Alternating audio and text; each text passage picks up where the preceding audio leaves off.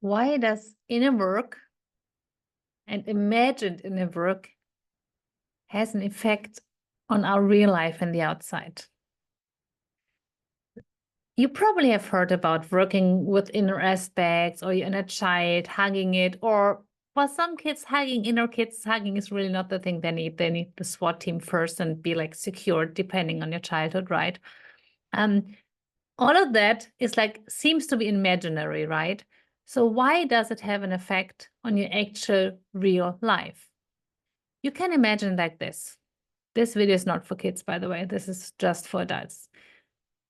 When a kid had a pretty bad start into life, and let's say the parents didn't want to have a kid, they're very overwhelmed, aggressive with it.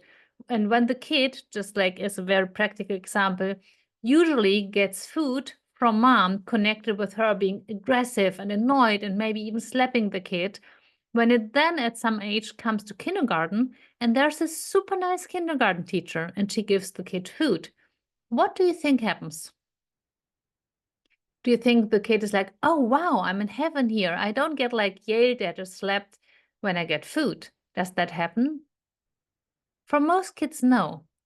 Most kids will start to feel like anxiety because there's happening something and they don't know what it is because it's new and because they had painful experiences before, they will also expect pain. But since it's not the known pain, it's even more terrifying. When the kid is terrified, what it most likely will do is try to get the kindergarten teacher to do something that it knows. So unconsciously, it might choose to annoy the kindergarten teacher, to get angry with him or her. So it will try to pull the person into the pattern that it knows for like some basic safety, as in at least then I know what is happening and I feel like kind of in control. Only if that also doesn't work and the kindergarten teacher is like kind of like saint-like at this point or like a therapist and stays like very calm and nice. And there are wonderful kindergarten teachers out there, by the way.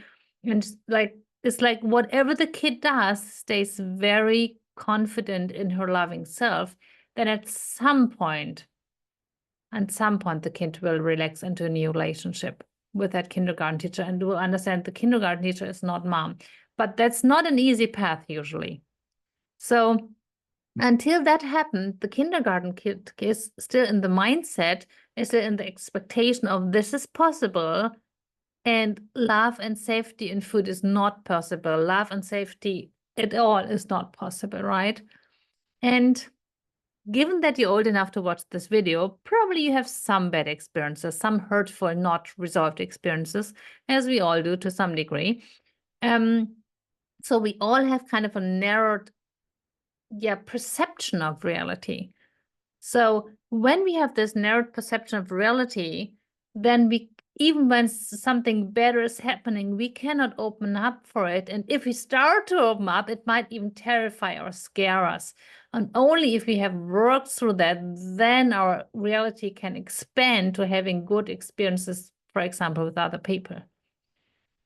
Coming back to inner work, when in an inner work with a coach, with YouTube therapy, with your own imagination, you allow yourself to experience something new, especially when you allow it yourself in the context of actually sensory experiences. Like you imagine that you feel, see, hear, smell, taste it, like the senses, and you feel it and experience it very strong, see it, hear it, everything, then your system can learn something and open up your mindset, open up your consciousness to more reality. And then when you run through reality in everyday life, you will still see people who might want to treat you in a disrespectful way, but you also see people that treat you kindly, and you can take both in, actually discern, and don't expect only the worst of people, like in this example of the kid, right?